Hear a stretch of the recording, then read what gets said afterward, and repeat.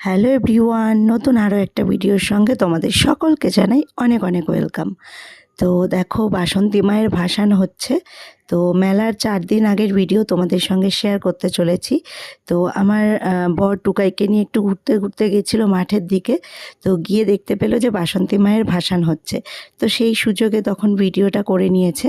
তো আমি আর যাতে আপলোড করতে পারি, তোমাদেরকেও দেখার সুযোগ করে দিতে পারি, তো সেই জন্য আমার বর ভিডিওগুলো করেছে। তো কেমন লাগে আজকের ভিডিওটা অবশ্যই কিন্তু কমেন্ট করে জানিও। মন্দিরটা আমাদের একদম বাড়ির কাছেই, মানে আমাদের বাড়ির সামনে রাস্তাটা পার করলেই মন্দির, আর তার সাইডেই নদী। তো মন্দিরের চারপাশটা কেমন আজকে অবশ্যই তোমাদেরকে দেখাবো। তো এখানে গেলে না মনটা একদম জুড়িয়ে যায়, এত সুন্দর পরিবেশ। তো দেখো, মেলার 4 দিন আগেই সাধু সন্ন্যাস সব ভিক্ষুর্তীরা এসে আশ্রয় নিয়েছে এখানে। তো এখানে কয়েকদিন ধরে ওরা থাকে, রান্না বান্না করে এখানেই কয়েকটা দিন কাটায়, মেলা যতদিন না হয়। তো এখানে রান্না বান্না হয়, সেগুলো দেখতে সত্যি খুবই সুন্দর লাগে। তো চলো, সেই ভিডিওগুলোই তোমাদের সঙ্গে শেয়ার করব, তোমরা সঙ্গে থাকো। নদীর ঘাটের পাশেই রয়েছে নৌকা পারাপারের ঘাট। আর এই সাইডে দেখো একটা গোপালের কত বড়, কত সুন্দর একটা মূর্তি। তো মূর্তিটা খুবই সুন্দর সত্যি। দেখো, এখানে একজন পুজো করছিল মনে হয়। আর এখানে দেখো, কুকুরটাকে দেখে নিশ্চয়ই তোমরা বুঝতে পারছো যে আজকে কতটা গরম পড়েছে। কুকুর গরমে একদম জলে নেমেই পড়েছে। তো এই যে নৌকা দিয়ে সব ঘাট পারাপার হচ্ছে। তো সবাই এখানে ঠাকুর ভাসানে ব্যস্ত।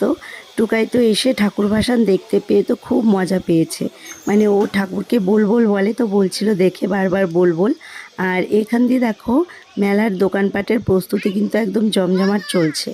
তো নাগরদোলাও সেটিং হচ্ছে, সব কিছুর প্রস্তুতি চলছে এখন।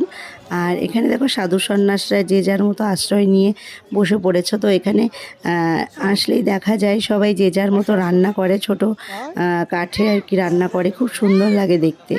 তো এখানে মেলার দিন এখানে সবাই এখানে বস্তা পেতে রাখবে, সবাই চাল ডাল দেবে।